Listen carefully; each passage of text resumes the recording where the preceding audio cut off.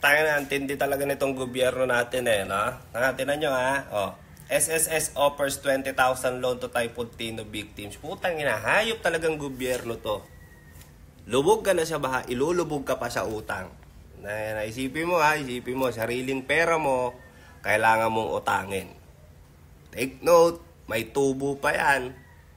Ang masakit niyan, pag na-delay ka pa ng bayad, putang ina, may penalty pa yan. Tapos subject for approval pa yan. Putang ina, may tendency pang hindi ka ma-approve dyan. King ina nyo, kung ang goal nyo ay assistance, kung talagang gusto nyo makatulong sa mga nasalanta ng bagyo, mano lang bang i-zero interest nyo na lang yan? Kahit yan lang.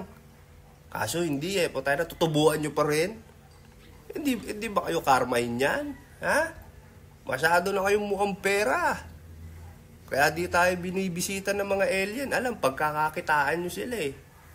Baka singilin nyo pa daw ng travel taxi. King ina.